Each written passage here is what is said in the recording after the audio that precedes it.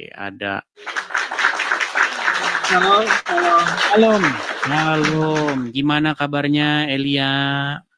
Silakan Baik, baik, nyalakan baik. kamera. Aduh, saya nih palsu nih. Nah, mantap.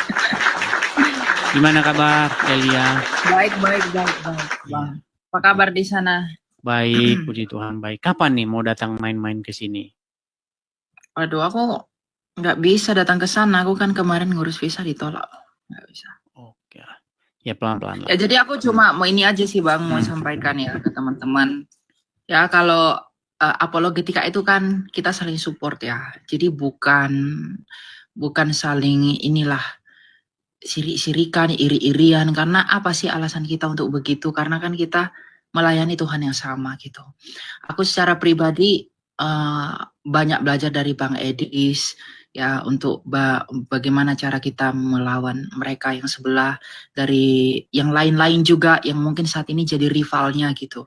Jadi kita tuh saling melengkapi lah gitu. Jangan mempertajam perbedaan lagi gitu. Kalau masalah perdebatan kemarin, saya pikir itu hanya ya perbedaan disi-disi aja, cuma karena ya gitulah ya, terlalu dipanas-panasin, terlalu diumbar-umbar sehingga mempertajam perbedaan itu gitu. Iya, dan Jadi membuat banyak kadrun senang itu.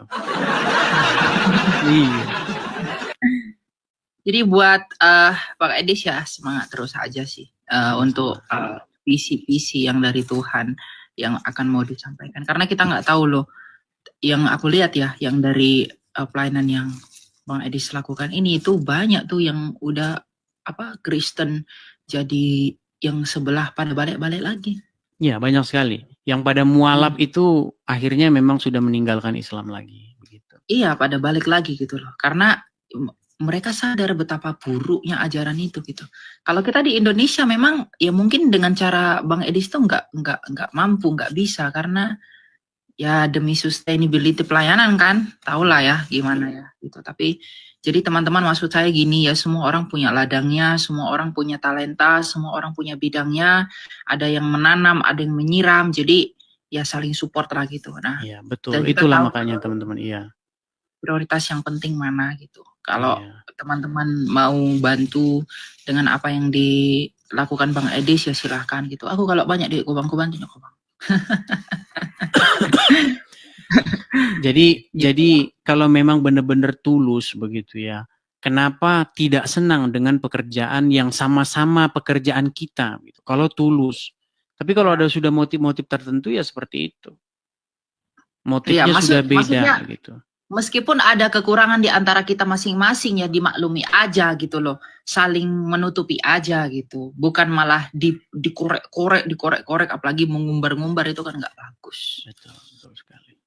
Jadi aku mau nyampaikan semangat selalu buat teman-teman yang mau support Bang Edis, silakan disupport teman-teman karena kita ini mau melakukan pekerjaan Tuhan. Pada akhirnya kita akan tahu bagaimana, kan dari buahnya kita dikenal. Iya. Thank you. Padahal kita ada agak sedikit nih, tapi nanti kalau gini dibilang kita bahas-bahas lagi. Kenapa? Kan sebenarnya kita para apologet ini itu beda jam terbangnya dengan bapak-bapak gembala begitu. Karena ada sebagian oknum begitu. Bapak-bapak pendeta yang coba memasuki ranah apologetika.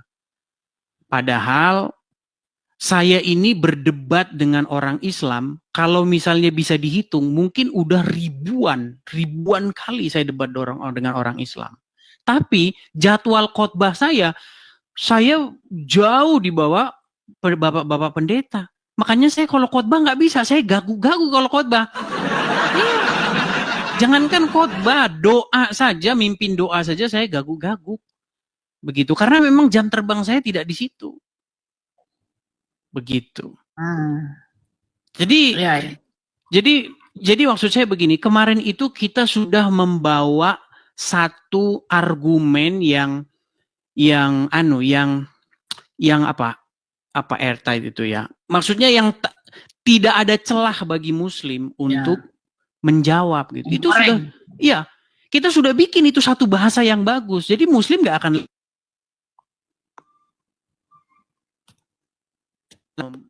menyerang kita gitu. Tapi ada ya dalam tanda kutip oknum-oknum gitu ya dari orang-orang tertentu yang ingin merubah mengenai keselamatan gitu loh. Kan kita sama sekali tidak membahas keselamatan. Ya, betul. Kita sama sekali tidak membahas mengenai bahwa ada rancangan keselamatan dalam salib itu. Kita sama-sama mengimani itu. Bahwa karya terbesar, seperti kata lagu, karya terbesar dalam hidupku, pengorbananmu, itu udah jelas, itu iman kita. Cuman kita bukan lagi bahas itu, konteksnya lagi debat sama orang Islam. Bertanya orang-orang Islam, siapa yang berkehendak ingin menyalibkan Tuhan Yesus? Begitu. Ya, Itu konteksnya, kenapa digoreng begitu loh. Paham. Ya, memang itu untuk menjawab itu memang butuh penjelasan panjang, Bang. Maksudnya, apakah itu nggak bisa rencana Bapa, rencana Allah, itu nggak bisa begitu. Karena kita harus melihat motifnya. Nah, tapi keadaannya El, pada waktu itu saya lagi sama Muslim gitu. Jadi tidak memungkinkan untuk menjelaskan yang panjang begitu. Iya, memang ya. Padahal di akhir itu saya jelaskan bagaimana Bapak merubah begitu atau membalikkan. Kalau cuma merubah saja kayaknya kurang tepat, tapi membalikkan.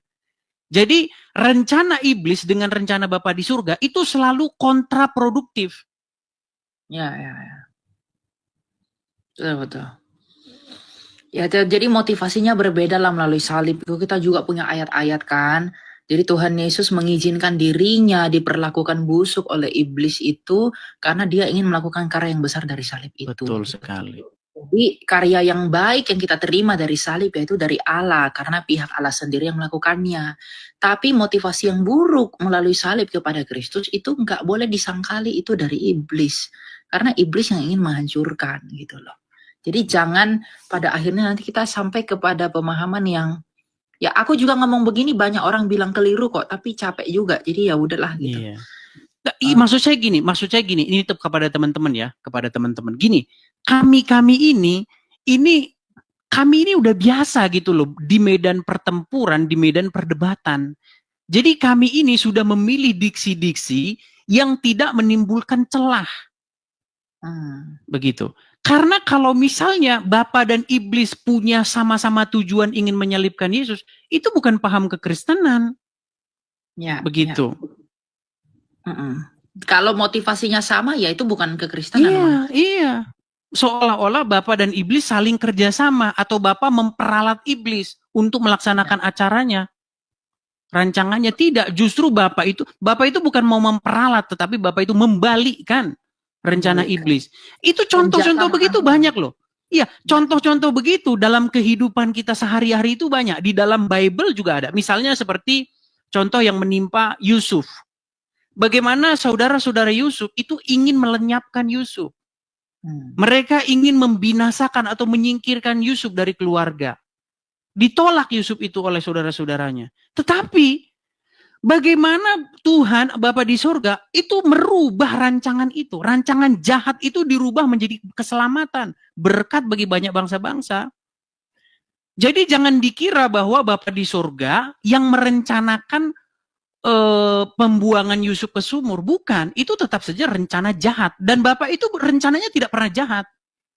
Tapi bagaimana Bapa di surga menggantikan, merubah rancangan si jahat itu menjadi rancangan keselamatan. Betul. Kita kasih contoh juga nih, misalnya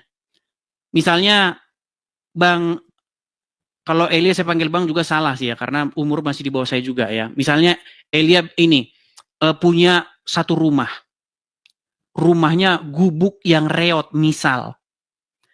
Memberitakan Injil di situ, di gubuk yang reot itu. Orang nggak seneng nih, dibakar.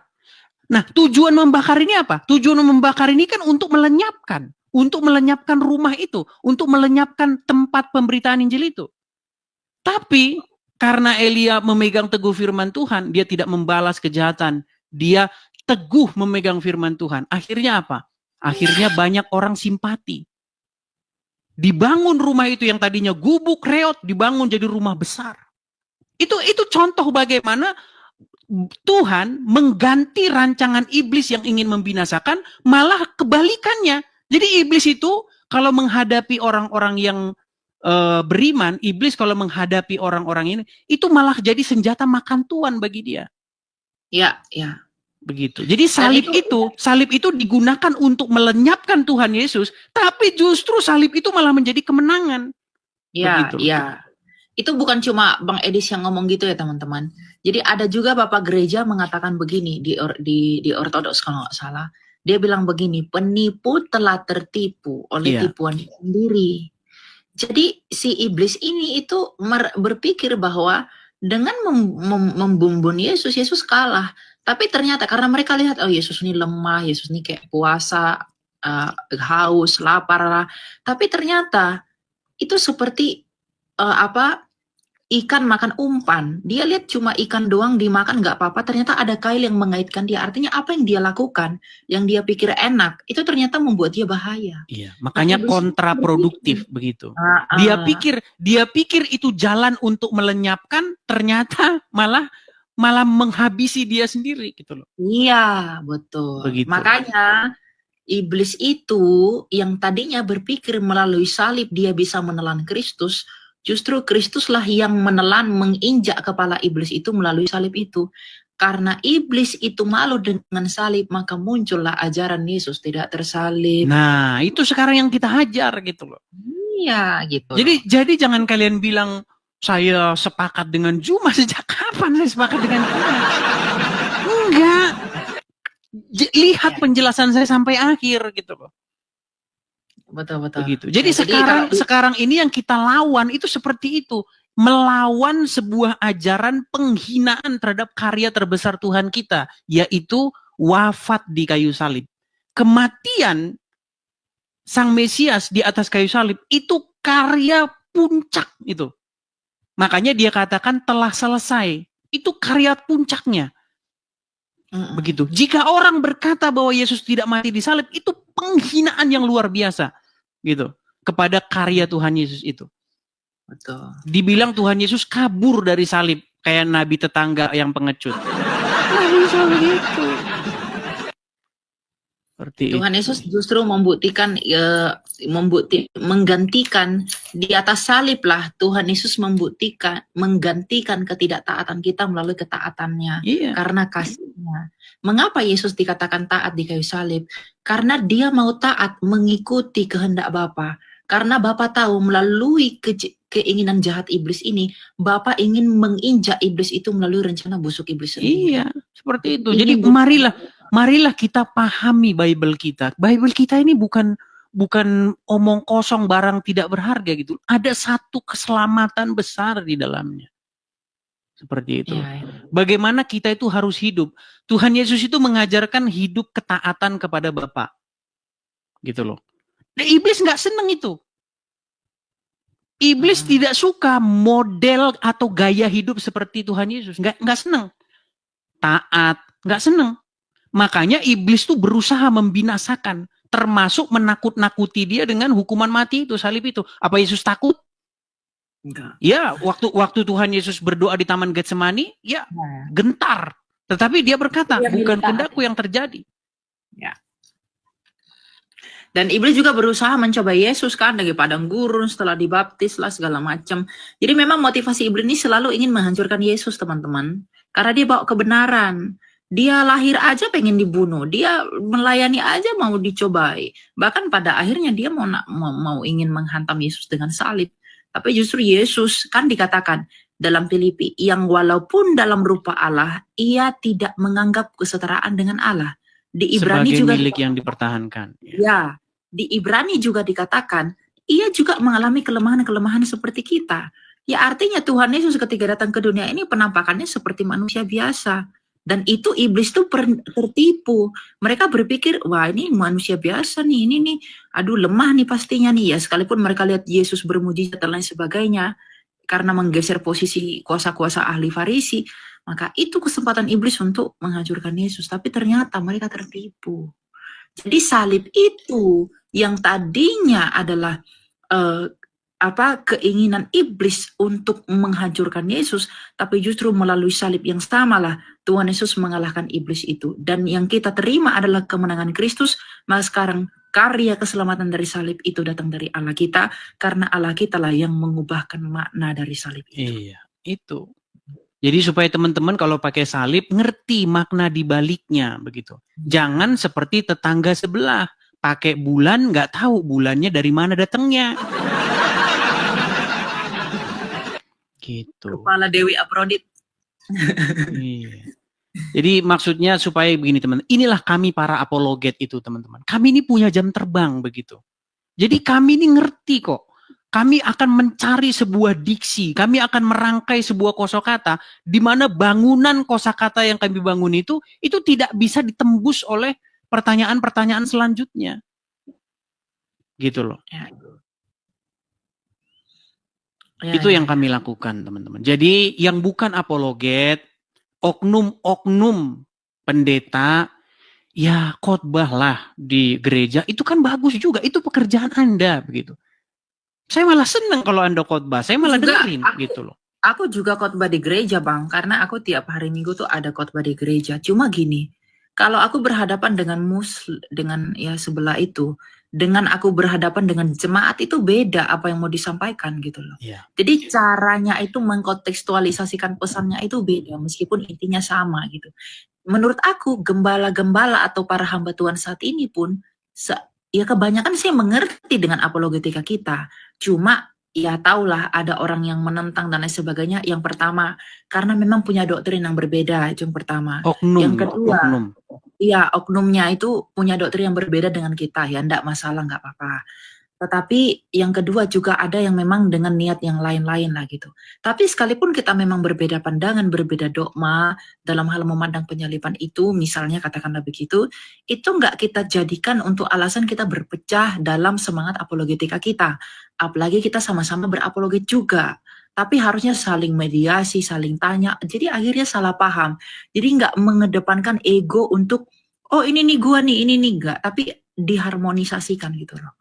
Ini mana nih, kenapa dia bisa ngomong begitu, kenapa aku ngomong begini, dipertemukan nih apa yang menjadi masalahnya gitu, bukan yang terus dibahas sampai nggak selesai-selesai, padahal intinya udah selesai. Iya, mungkin ada motif-motif tertentu, nah ini yang kita nggak boleh teman-teman. Ya, artinya apa? Besi menajamkan besi, manusia menajamkan sesamanya, maksudnya begini, kalau ada satu pendapat yang tidak ini, marilah kita jadikan itu sebagai gerakan kebangkitan iman, gerakan kebangkitan membaca Bible kembali. Tapi motivasinya jangan sampai motivasinya itu sudah lain, ngerembet kemana-mana. Ya. Begitu. Kalau motivasinya sudah ngerembet kemana-mana kan berarti ada yang tidak beres di hatinya. Begitu. Ya, orang salah paham dengan kita ya nggak apa-apa. Saya juga mulai melayani 2 tahun lalu itu banyak disalahpahami. Tapi pada akhirnya kalau kita tulus, Bang, kalau kita benar-benar ingin menyampaikan yang Tuhan sampaikan, atau yang benar-benar yang benar itu yang kita sampaikan, sekalipun orang lain salah memahaminya, nanti Tuhan sendiri kok yang akan menunjukkan itu gitu. Aku udah alami itu. Mudah-mudahan lah ya. Ya, jadi semangat terus ya Bang ya. Aku mau sama-sama, semangat juga El, semangat juga. Ya, thank you teman-teman. Sama-sama. Ya.